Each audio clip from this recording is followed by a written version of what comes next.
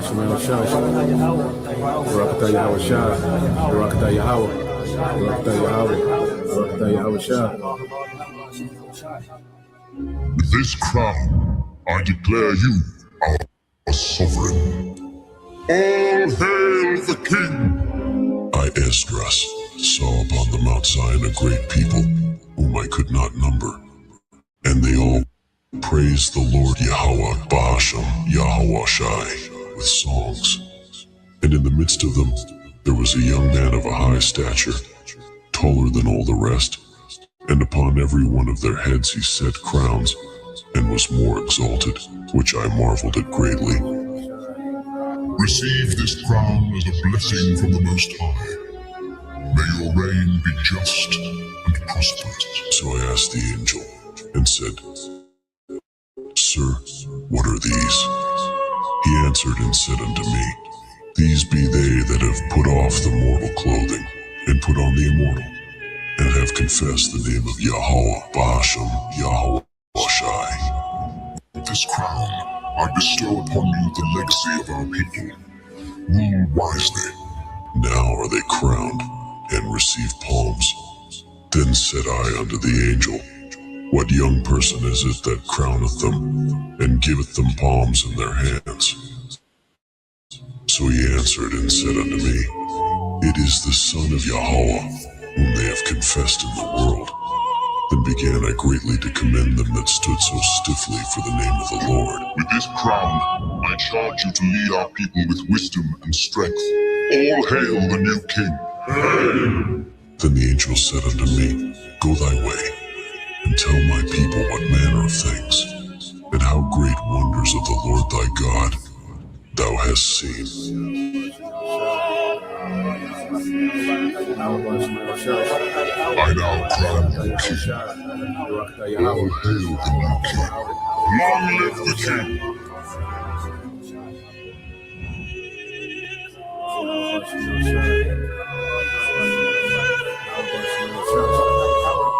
Barakatah Yahweh Shah, Barakatah Yahweh, Barakatah Yahweh, Barakatah Yahweh Shah.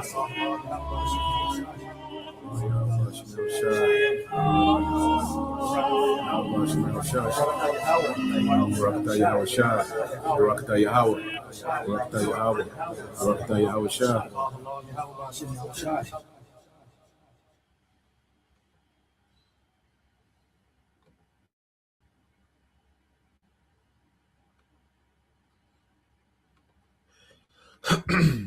All right, Shalom. First and foremost, I would like to give all praise and glory unto Yahweh Bahashem, Yahweh Shai Bahashem Kakwadash. Double honors unto the apostles and the elders of GMS who rule well, teach well, being great examples towards younger brothers. And peace and blessings and salutation to the hopeful lake out there pushing his word in truth and in sincerity across the four winds in the name of Yahweh Bahashem, Yahweh Shai Bahashem Kakwadash, pushing get up out of there. Shalom to the hopeful lake, the believers and listeners whom have came back to the obedience of the scripture through faith in Yahweh Bahashem Yahweh Shai. Now, what I want to get into today, continue on in the book of Acts. All right, we made it to the 21st chapter. All right, and we're going to see, the Apostle Paul makes it back to Jerusalem. All right, he's going to be apprehended. All right, by those of the circumcision. They're going to begin to make accusations. Okay, the Roman government, going to have to get involved. All right, and Paul is going to be apprehended. And also we see in the book of Acts chapter 21 the mention of the infamous Sicarii. Okay, so we're going to go into this political climate, what was going on at the time, different revolts and particular things that was going on, and also how the Romans viewed the different sects, okay, at the time, amongst the circumcision. Now, when you matter of fact, let's just start at the book of Acts, chapter 21. Yeah, let's start at Acts 21 and 1. All right, and it reads, and it says, Acts 21 and 1 says, after saying farewell to the Ephesian elders, we sailed straight to the island of Kos. The next day, we reached roads and went to Patara. There we boarded a ship sailing to Phoenicia.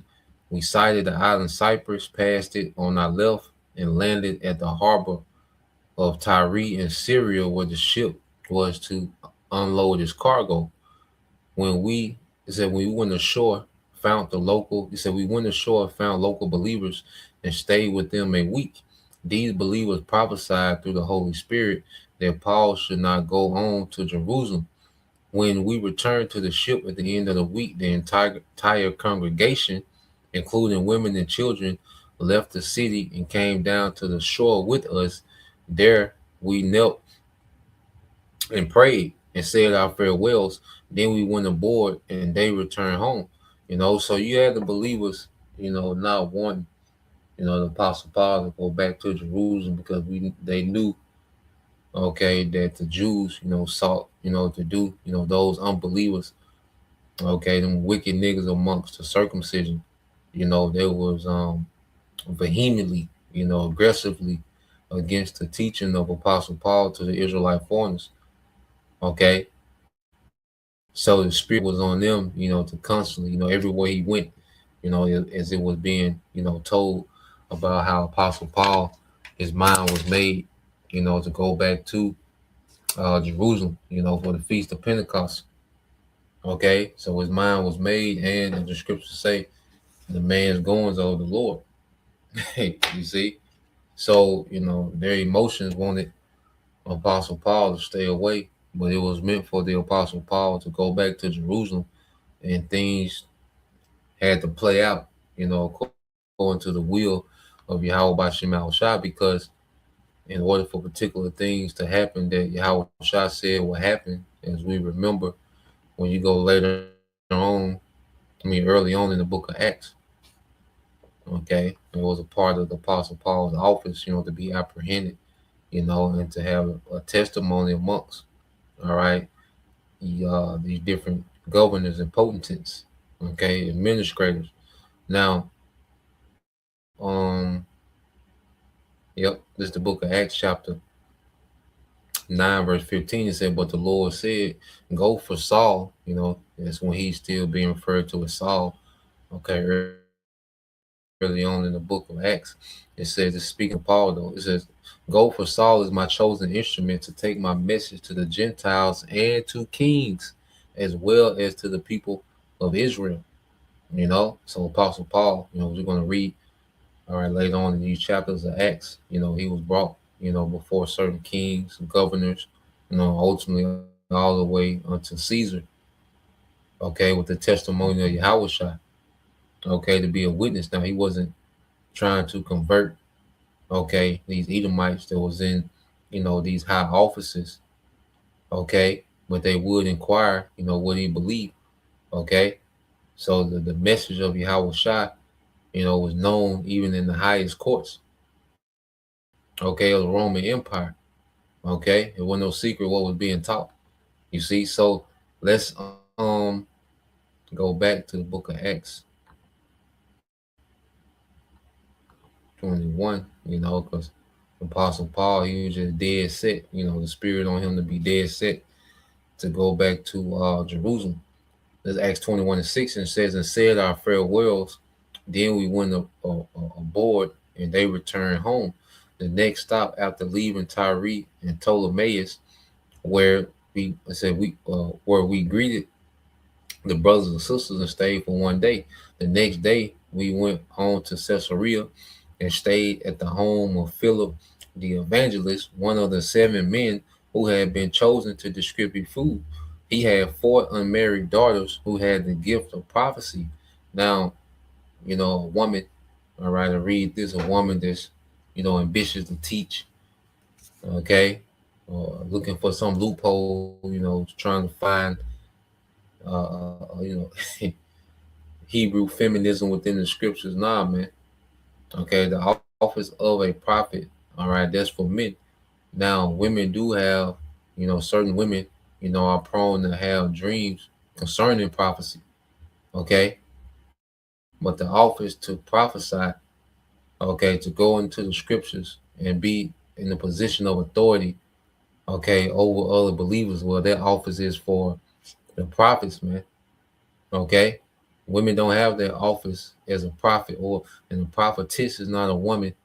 Okay, that's in that office of authority, breaking down scriptures. Okay, being a watchman. Okay, it's not her office. Okay, because a prophetess, could be a wife, of a prophet. Certain women, like I say, certain women have dreams of prophecy. So they're divine dreams, but it's the office of a man to interpret it to the congregation. All right, letting them know the will of Yahweh Bashim Al Shai. Because when you go into, let's get this word and then we're going to get that in Joel. All right, so when you go into, all right, it says prophet is here. You go into the word into the Greek, okay? Strong's G 4395. Prophetuo. Prophetuo. All right, it says to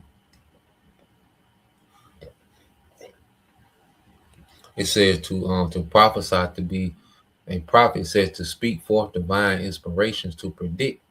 All right. It said to utter forth, to declare a thing which can only be known by divine revelation. Now, a dream is a divine revelation. Okay, and we know that there's certain women that get certain dreams. Okay, but the office to interpret that dream to the congregation, okay, is that of a man, of a prophet. Okay, but if you're a woman, okay, you have a dream, okay, a vision, and if you express or declare that vision, well, you're foretelling, all right, future events. You're declaring future events by describing your dream.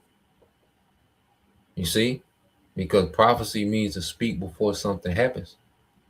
Okay, so a woman can have a dream and declare their dream, you know, and that dream be prophetic. Okay, but the office of interpreting their dream to the congregation, well, there's that of the prophets. Now, when you go here to the root word, okay, in the Greek, Strong's G 4396. Prophetes. Prophetes. okay, now this is the office of men, to take, those dreams, whether it's had by, women, okay, even now you see, the Lord gives dreams even to heathens, okay, that the prophets interpret and break down to the congregation. Now, when you go into this definition two, it says one who moved by the spirit of the Most High, and hence his organ or spokesman, okay, solemnly declares to men what he has received by inspiration, especially concerning future events, and in particular, such as relate to the cause of the kingdom of the Most High and to human, all right, which is Israelite salvation. Okay, it said the Old Testament prophets having foretold the kingdom, deeds, and death of Yahweh Shai HaMashiach, of John the Baptist, the herald of Yahweh Shai, all right, the Messiah, which we're in the stead of the Old Testament prophets, okay, foretelling of the kingdom to come, okay, breaking down Yahweh Shai. John the Baptist was a forerunner for Yahweh Shai. We're a forerunner for Yahweh Shai, and that's the office of men, okay. And a woman might have a dream, okay, with prophecy in it, and she can declare it, you see, but it's the office of men. As you go here, it says, a men filled with the spirit of the Most High, who by the Most High's authority and command, in words of weight, plead the cause of the Most High and urges salvation of men. See, this is the office of the men, okay, to do that, man, to be on the front line, okay, with the spirit of Yahweh Bashim Al Shai and the authority of Yahweh Bashim Al Shai, to prophesy salvation, okay, and also judgment, okay. So when it says, his daughter had he had four unmarried daughters who had the the gift of prophecy. They was having dreams, okay, concerning prophecy, man, which the Lord said he would do that. He was doing it then, and he's for sure doing it now. Okay. And we see these dreams declared, via the internet. Brothers tell about the dreams. Some brothers, their women, dream dreams. Okay. And brothers, do lessons interpreting their dream. Okay. Because that's the man's office. Okay. To interpret a dream and break it down and prophesy to the congregation concerning their dream. Now, when you go here, the book of Joel, which we get this often. The brother Hopeful Elect, the brother Yaquab, his channel is Hopeful Elect 3. I think he has another channel called Dreams of Prophecy. Okay, where he puts a lot of people that have dreams and visions, pertaining to prophecy. A lot of brothers, go through, their brother's archive on his channel, and respond, okay, in the spirit, because it takes the spirit to break their dream down correctly and interpret it. All right, going into his meaning. Now, when you go to Joel chapter 2, and verse 27, just to let you know that only Israel is the Lord's people, it says, "And ye shall know that I am in the midst of Israel, and I am the Lord your power, and none else, and my people shall never be ashamed. And it shall come to pass that afterward that I'll pour my spirit upon all flesh." So the Lord, he sends inspired or divine dreams, upon all flesh.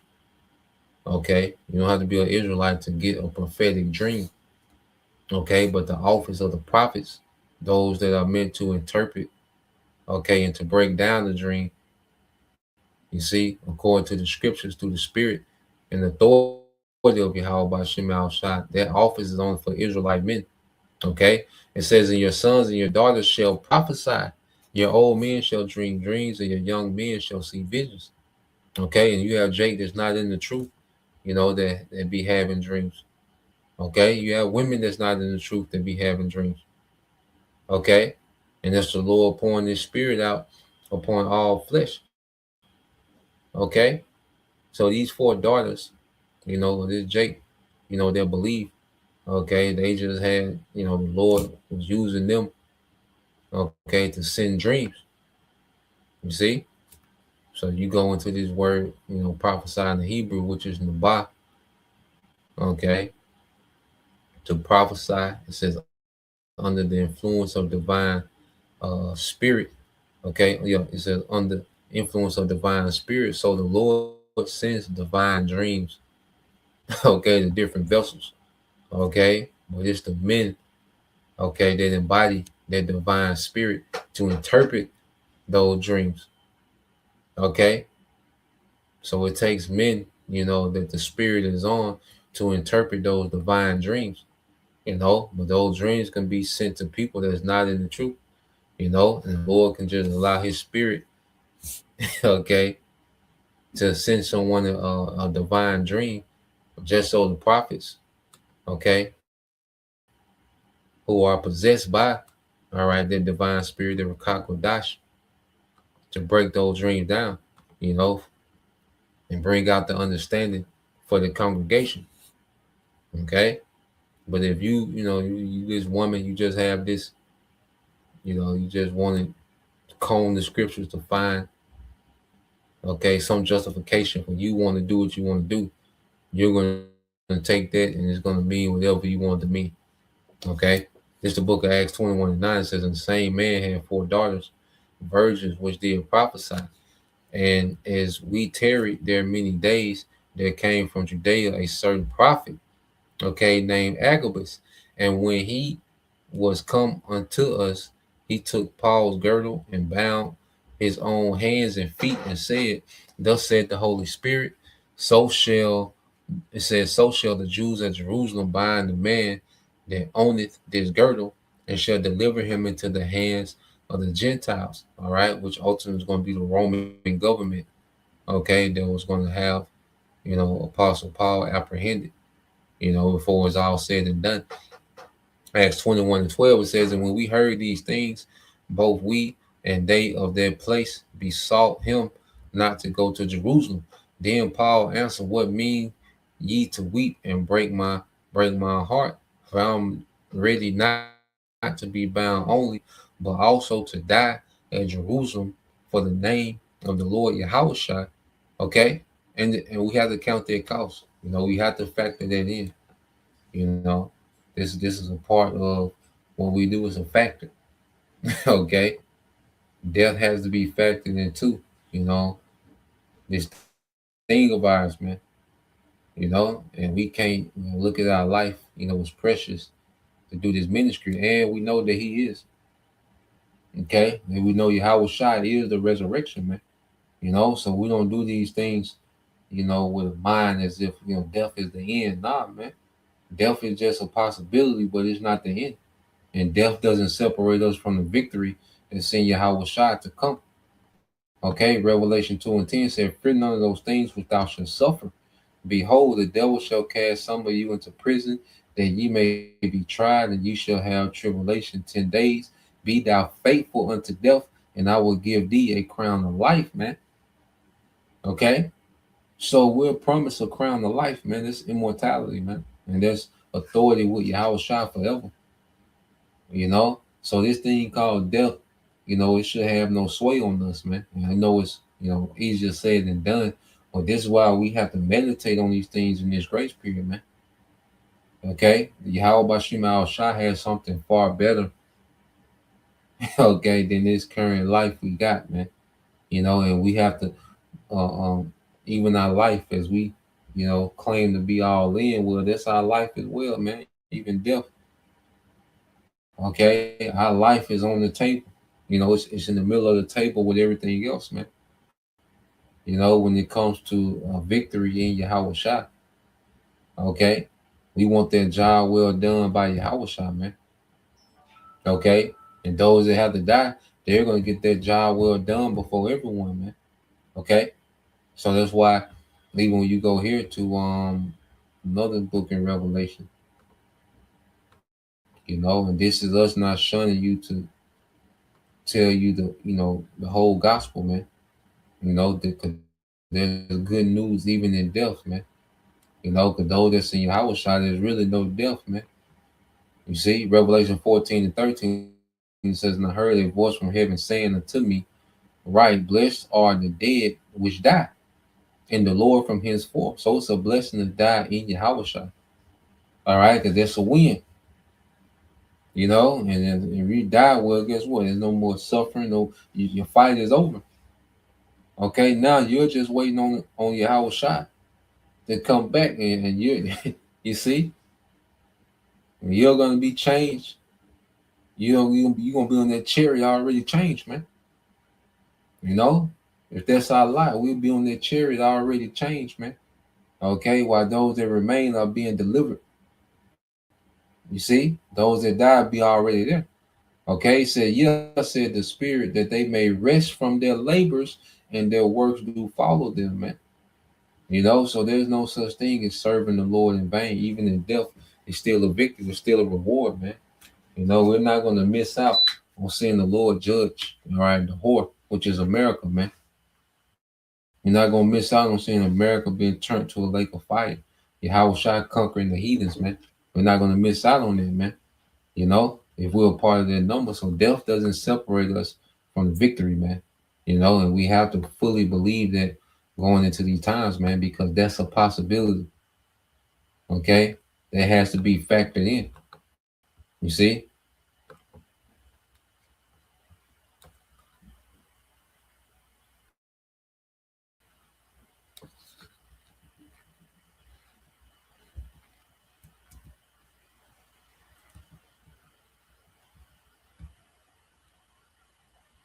So let's go back here to the book of Acts. All right, this is Acts 21:19. It says, and when they had saluted them, he declared particularly what things the Most High had wrought. I think I jumped too far. Let me see. Yeah, Acts 21:15 said, and after those days, we took our carriages and went, our carriages and went up to Jerusalem. There went And said, there went with us also certain of the disciples of Caesarea, and brought with them one, all right, Manason of Cyprus, an old disciple with whom we should lodge. And when we were come to Jerusalem, the brethren, all right, received us gladly. And that day, Paul, it says, in that day following, Paul went in with us unto James, and all the elders, okay, were present. And when they had saluted them, he declared particularly what things the Most High had wrought among the Gentiles by his ministry. And when they heard it, they glorified the Lord and said unto him, thou seest, brother, how many thousands of Jews there are which believe, and they were all zealous, okay, and they were all zealous of the law. So Paul is amongst, the heads of the church, James, rest of the elders, and they're giving each other reports of, how, the Israelite foreigners are doing. They're giving him a report how, those amongst the Jews, okay, are believing, okay. And it says, and they are informed of thee, that thou teachest the Jews which are among the Gentiles to forsake Moses. So you had, those Jews that believe, and they was being told that slander, because there was a lot of slander, concerning the Apostle Paul and what he was teaching, and Jake was offended at grace, okay, and they felt like, it wasn't fair for the Israelite foreigners to be allowed in and not be justified by the law of Moses, to receive, to be an inheritance, all right, to be partakers in the inheritance of the forefathers. Okay. So a lot of those of the circumcision, it was a lot of slander concerning what Apostle Paul was actually teaching. Okay. And he wasn't telling the Jews, those that knew they were Israelites, he wasn't telling them to not to keep the law, or stop keeping the law, and not keep the customs and circumcise your children, those that knew that they was Israelites. Okay, he wasn't doing it. So you go into this chapter, and what they're doing, they're for the sake, okay, of argument, to kill the slander that Apostle Paul was teaching, not to keep the law anymore. Okay, they're telling Apostle Paul, like, look, go in. All right, we're going to go into it. It's going to go into it. Let's read it. It says, and they are informed of thee, that thou teachest all the Jews which are among the Gentiles to forsake Moses, saying that they ought not to circumcise their children, neither to walk after the customs. So they were saying that he was going to teach those that knew that they was Israelites, that was brought up in the customs, to stop keeping the customs and don't circumcise their children. He wasn't saying that. Okay, he was pushing amongst the Israelite foreigners, those that didn't know, okay, that circumcision wasn't required for salvation. He wasn't telling the Jews that was, the Israelite the circumcised Israelites that knew and was raised in the customs, okay, because he would go to these different places, and he would go to the synagogue first. So he was teaching to, all right, those of the circumcision, and then you had those Israelite foreigners, okay, he would teach to secondly, okay. But he was going into all these different synagogues, teaching Yahushua. But he wasn't telling those that was brought up in the customs, okay, to stop keeping the law of Moses and not sacrifice their children. He was telling those that wasn't brought up in the custom that circumcision wasn't necessary for salvation. Okay? But Jake twisted it and made it seem like the Apostle Paul was just telling those of the circumcision to disregard the law, man. And that wasn't the case. You see? And that's why when you, matter of fact, let's get this in KJV. Okay? Because Apostle Paul, that would be his thing. He would go to those synagogues first, as he was moving around teaching. Then the Israelite foreigners would be drawn to their teaching. Then he would deal with them. Okay. Now it says Acts 21 and 21. This is NLT. It said, but The Israelite believers here in Jerusalem have been told that you are teaching the Jews who live among the Gentiles, okay, those are the circumcision that live amongst those Israelite foreigners, because Jake, even though the circumcision was scattered, um, within the different, Greek city states, the different provinces of Rome, okay, it said to turn back their backs on the laws of Moses. They've heard that you teach them not to circumcise their children or follow the Israelite customs. It says, what should we do?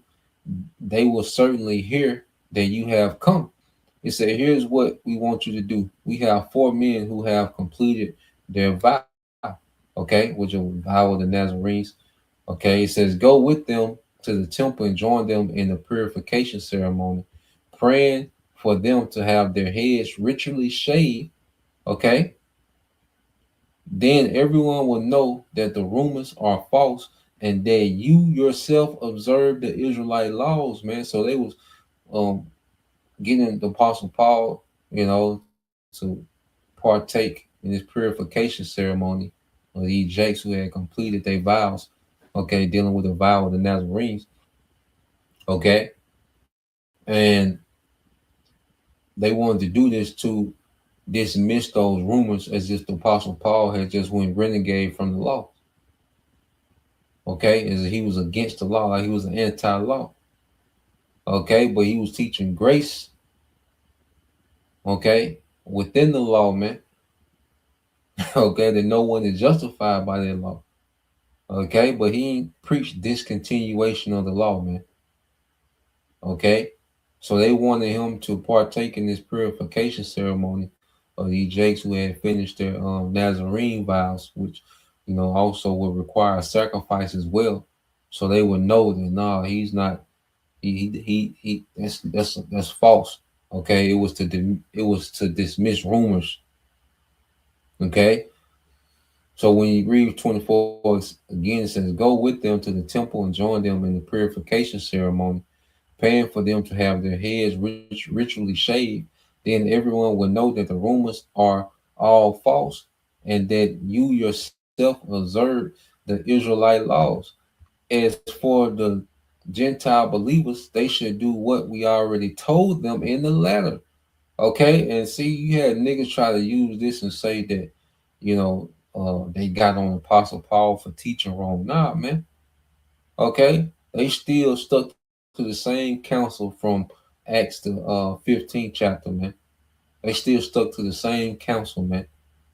Okay, but for the sake of those rumors, to quell those rumors that was going around about the Apostle Paul, all right, teaching against the law. Okay, they had him to partake in that, man.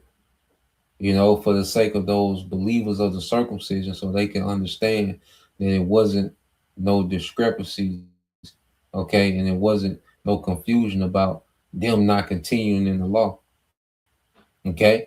And it says, as for the Israelite believers, they should do what we have already told them in a letter. They should abstain from eating food offered to idols and consuming blood or the meat of strangled animals, and from sexual immorality. Okay, and from sexual immorality, man. So the same standard, the same format from the Council of Jerusalem in Acts the 15th chapter, they reinforced that same council, man. Okay, this was the council, this was the format Apostle Paul was sticking to, man. So it wasn't no disagreement between Apostle Paul, all right, and the rest of the apostles, man. Okay, and Jake tried to, and Jake wicked, man. And Jake know that ain't what they're talking about, man. But Jake wicked to try to use that to discredit the Apostle Paul, man. Showing you that them niggas back, who had, out against Apostle Paul. Them niggas are back, man, alive and well. Okay. You see, with YouTube channels, man. You see, Acts 21 and 26. So Paul went to the temple the next day with other men. They had already started the purification ritual. So he publicly announced the date when their vows would end and sacrifices would be offered for each of them. Then 7 days were almost ended when some Jews from the province of Asia saw Paul in the temple and roused a mob against him. All right. they grabbed him, man. You know, and so these niggas, man, these unreasonable niggas, man. You know, so you had Jake seeing Paul, okay, and what did they do? They roused up a mob, and that's what these niggas try to do. They try to rouse up, you know, a crowd to be against. You know, even you see that today. What these niggas do, they try to rouse up a crowd. See, they grapists, man. They 9-year-old, 10-year-old man say you can just do. Them niggas be trying to rouse up a mob, okay, to come against the doctrine. You know, Jake on this same tactic today.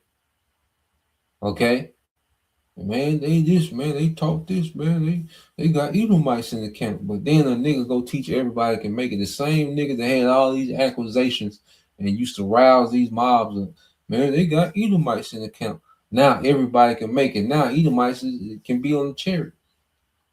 Them same niggas used to rouse these mobs up on coming board, okay, and on YouTube, okay, to come against, you know, the apostles, the doctrine, okay. Now, you know, the same thing they used to use to rouse these mobs up, these niggas teach it. Okay, that's why you can't take Jake serious, man. If you're not of the hopeful elect, man, you can't be taken serious, man. Okay, because niggas, the teachers and the niggas that follow them, the simple nigga women that follow them, they're just to and fro all over the goddamn place, man. Not rooted in anything, man. You know, they like to win. You see, and that's why we're just here for the elect. The Lord told us, hey, defend the gospel, all right, and feed the sheep. Okay, everyone on the outside, look, they let the blind lead the blind, and they both getting ready to fall into that ditch, man. Okay, verse 28, it says, yelling, men of Israel, help us. This is the man who preaches against our people everywhere and tells everybody to disobey the Israelite laws. He speaks against the temple and even defiles this holy place by bringing in, okay, Gentiles. Okay, it says, for earlier that day, they had seen him in the city of Trophimus, a Gentile from Ephesus, okay, and they assumed Paul had taken him into the temple. All right, so Jay just making all these accusations, man. Okay, they just heaping up a case, man. They building up a case out of nothing. The same thing they did with Yahushua. It said the whole city was rocked by these accusations, and a great riot followed. Paul was grabbed and dragged out of the temple, and immediately the gates were closed behind him, and they were trying to kill. And said as they were trying to kill him, word reached the commander of the Roman regiment that all Jerusalem was in the uproar. He immediately called out his soldiers and officers and ran down among the crowd. When the mob saw the commander and troops coming, they stopped beating Paul, man. So they were trying to beat Paul to death, man. You know, unreasonable niggas, man. And they back. Okay? Fully set in their life. It said, then the commander arrested him and ordered him bound with 2 chains. He asked the crowd, all right, who he was and what he had done. Says some shouted one thing and some another, since he couldn't find out the truth. Okay, in all the uproar and confusion, he ordered that Paul be taken to the fortress, man. So nigga was just making slanders and slurs and accusations. Okay, just like today, man. Because these niggas really don't have any argument against us except for slander. You know, you look at how these jakes operate, they really have no argument against us, man. Marriageable age, okay, grape, you know, harlot, a harlot, you know, it's those same, you know, you really don't have no real, you know, argument that can stick. It's just the same repeated slander that has nothing to do with nothing. Okay? It's no real argument. It has no base, man. You see? And the Apostle Paul, you know, the apostles, they went through that, man. Yahushua went through that. Okay? It says some shouted one thing and some another. Since he couldn't find out the truth in all the uproar, he ordered that Paul be taken to the fortress. As Paul reached the stairs, the mob grew so violent, the soldiers had to lift him up to their shoulders to protect him. You know, so these niggas was just piranhas, man. Okay, these niggas here, man. And the crowd followed behind, shouting, "Kill him, kill him." As Paul was about to be taken inside, he said to the commander, "May I have a word with you? Do you know Greek?" The commander asked, surprised. Okay, so he was surprised that Paul, Apostle Paul, knew Greek. It says, no, replied, "I am a Jew and no matter of fact, I skipped. That's the point I wanted. It says, "Aren't you?" So the Roman soldiers asked him. It said, "Aren't you the Egyptian who led a rebellion some time ago and took 4,000 members of the assassins out into the desert?" So when you get this word assassin, okay, when you get this word assassin, all right, because you had revolts, all right, and real sedition, militant seditions, amongst Jake. Strong's G 4607. Sicarios. Sicarii. All right, and Sicarios. this is where you get Sicarii. Okay, when you go into it, what does it mean? It says an assassin, one who carries a dagger or short sword under his clothing, that he may kill secretly and treacherously anyone he wishes. Okay, so the Sicarii was infamous for being some cutthroat, grimy niggas, man. Okay, and the fact that these men called themselves the Sicarii, okay, they picked that out. All right, and Jake was running behind them, shows you, that Jake don't give a damn.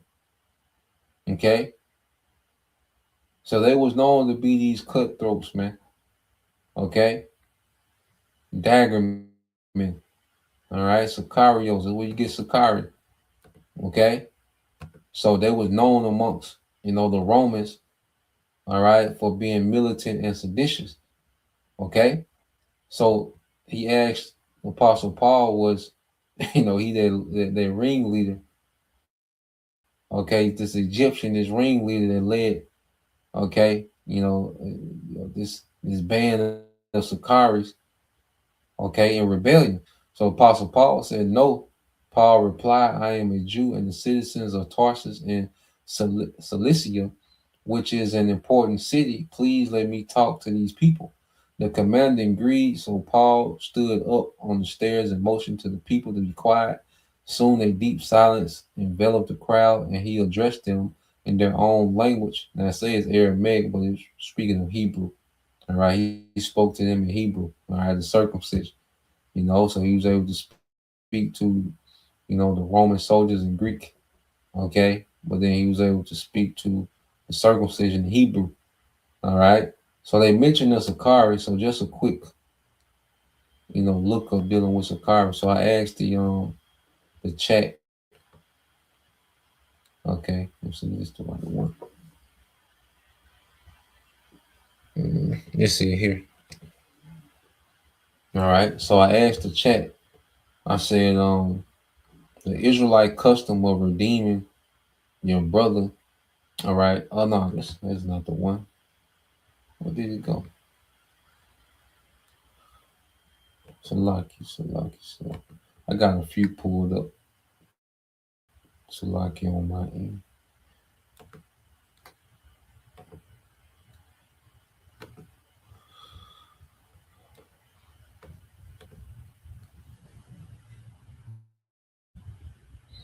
Mhm. So I asked the chat, did the Sicarii mention, I said Acts 17, but meant to be Acts 21. But ultimately, did the Sicarii follow Yahushua? Okay. It says, short answer, no. There's no evidence that the Sicarii followed Yahushua. Okay. So when you get into, all right, who were the Sicarii, all right, and it was known that they didn't follow Yahushua. Okay. So it says, who were the Sicarii? It says an Israelite, okay, extremist group in the first century, known for assassination using small daggers, all right, Sicarii. It says strongly anti-Roman, believed violent uprising was justified to free Israel. Did they follow Yahushua? Okay, no, quite the opposite actually. Yahushua's teaching directly conflicted with Sicarii ideology. He rejected violent rebellion. He taught love of enemies and non-retaliation. And he was speaking of, fellow Israelites. Okay. And see, it wasn't like, because, they're going to push the message, like this Jesus character. Okay. Well, you just be this simple, passive, naive, modern Christian. Nah, man. Okay. He just wasn't with a militant rebellion against the government. That wasn't the way.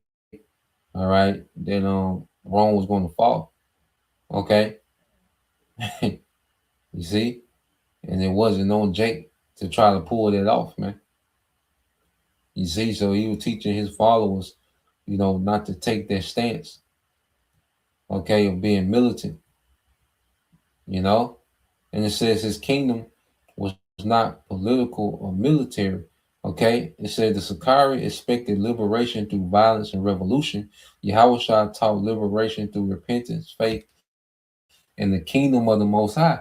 Now, the ultimate liberation, Yahushua is coming to wage war, but it wasn't their time, and it wasn't going to be within Jake's own means to do that.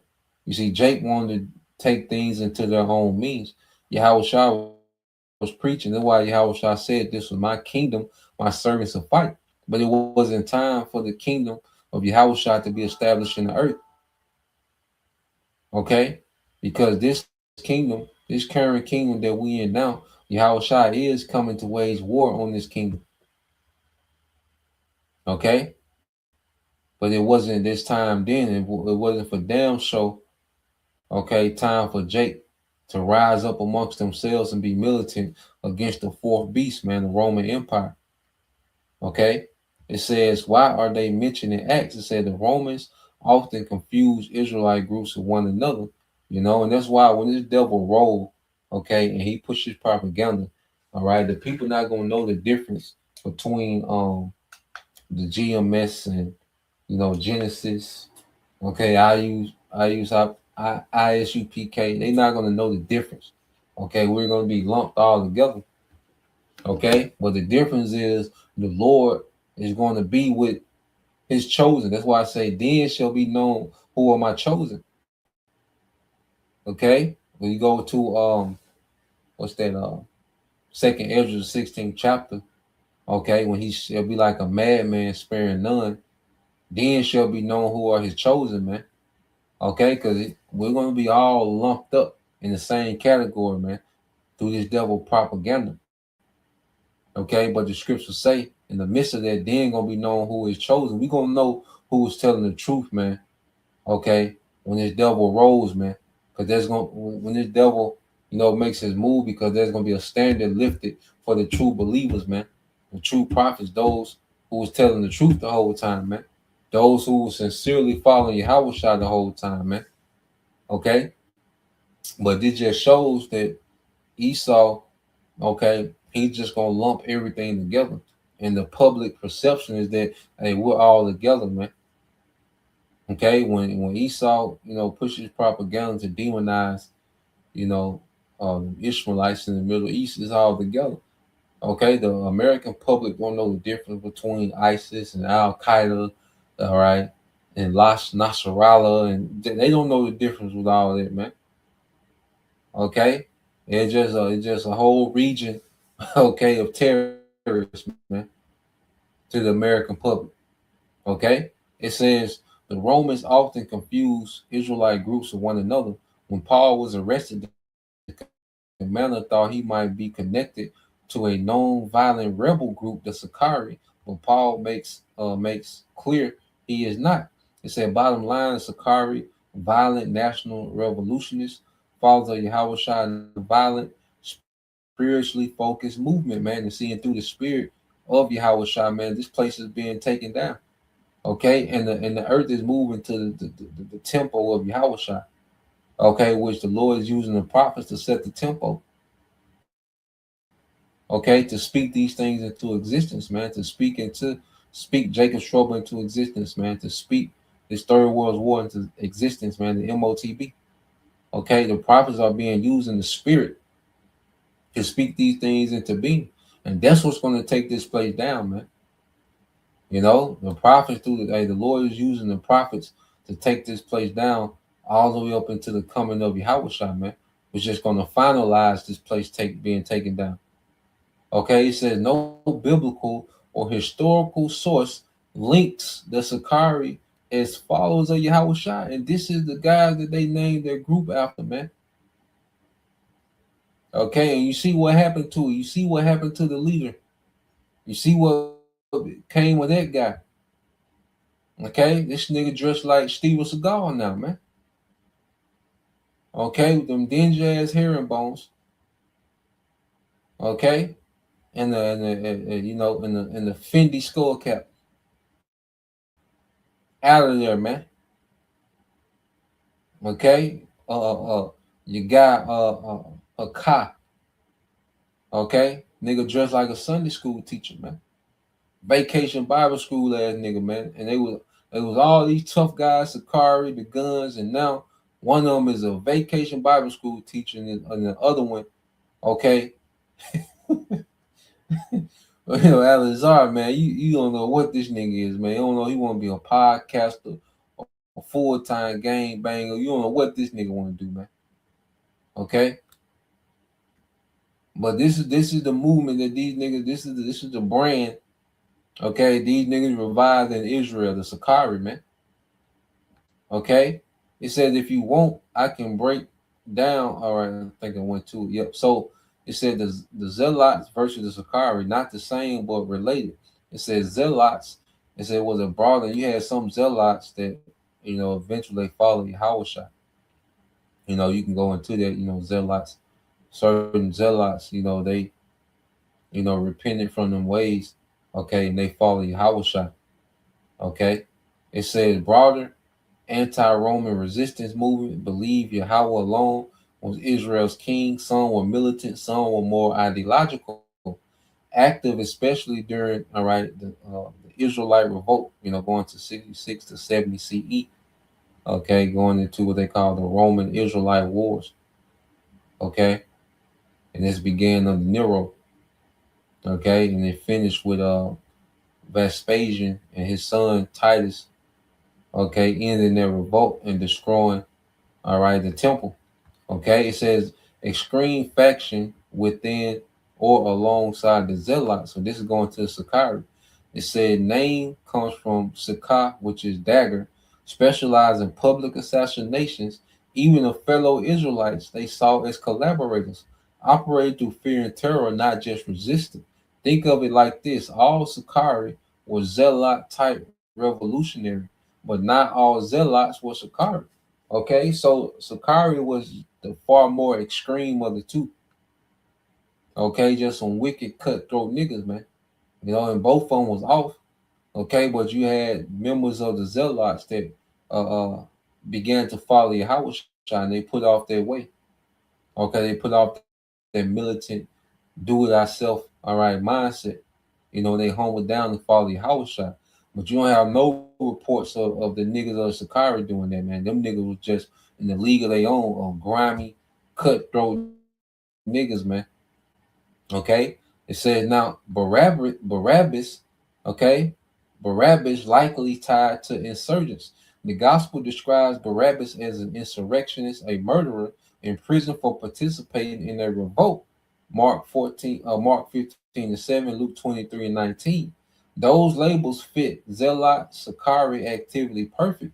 Many scholars believe Barabbas was likely a popular resistance fighter, possibly connected to Sicarii style violence, seen by the crowd as a national hero, not a criminal. You see, so Jake looked at Barabbas as a national hero and not a criminal. What they looked at Yahweh Shai is nothing. Look, give us Barabbas. Keep Yahweh Shai, man. Them niggas back that did that, man. Okay, and you see the type of niggas our people look at as heroes. You see the type of niggas Jake look at as heroes today, man. There's no doubt that they back. Okay? It said this makes the choice even heavier. The people chose a violent liberator over Yahushua, who offered a non-violent kingdom, which Yahushua, when he comes, he's going to implement his kingdom through war. Okay, but it's in his timing. Okay, it's not on individual men to raise up and be militant against the government. No, Yahweh Shai is going to take this place down in his time through war, as we constantly go into in prophecy, man. Okay, it says how Rome categorized these Israelite movements. Rome did not care about fine theological distinction. The Roman authorities, all right, so Roman authorities, zealots, Sicarii, messianic claimants, prophetic movements, all got lumped together as potential rebels. That's why Pilate treats Yahushua as a political threat. The Roman commander in Acts 21 assumes Paul is a Sicarii leader. So to the Roman government, all these niggas were the same. They look like everybody the same, which, the followers of Yahushua was not niggas, you know. But that's how, just speaking from a Roman perspective, they looking like, look, all these, all of them the same. It's all against Rome. They all anti-Rome. Okay, so they painting them with a broad stroke. Okay, so let's go from there, because Yahweh Shai is, coming to wage war in righteousness, man. It just wasn't that time then. Okay, but we in that time now where Yahweh Shai, he is going to come back and wage war, because it's time for his kingdom now. Okay, so you go to Revelation 19.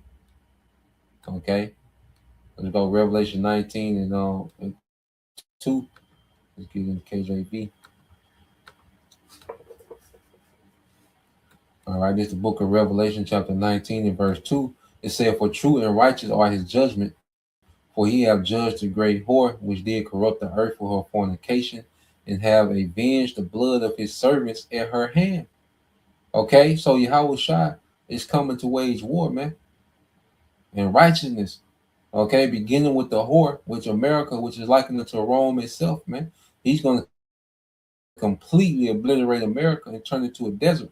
And he's going to avenge all the blood, of this new Roman government, because there's going to be martyrs. Okay, for the sake of Yahweh Shai, but Yahweh Shai, he's going to come and avenge all their blood, man. Okay, he's going to judge the whole government of Esau. You see? So when you jump down to verse 11, it says, "And I saw heaven open, and behold, a white horse, and he that sat upon him was called Faithful and True, and in righteousness he does judge and make war." That's Yahweh Shai. Okay, so anybody that was trying to take down Rome, well, they were jumping the gun, they was breaking rank. Okay, the authority to take down Rome was given to Yahweh Shai, and it will be in this revived Roman Empire in this time. Okay, that's the order from the Most High. So anybody trying to make a move before that, even Nat Turner, that was like the spirit of a zealot. Okay, and you see how that ended, because it wasn't that time. Okay, but now we in that time, and it's going to be through the power of Yahweh Shai. Okay, that this place is going to be judged, man, completely. This whole government, from the elites down to the least Edomite, and these heathens that are collaborators with this devil, are going to be judged. Okay, through the power of Yahweh Shai, man. So that's the point. Lord will, you brothers and you sisters, edify once again, and give all praise and glory unto Yahweh, Bahashem, Yahweh Shai, Bahashem, and Kakadash, and double honors unto the apostles and the elders of GMS, who rule well, teach well, being great examples to his younger brothers. And peace and blessings, salutations, hopefully, shalom.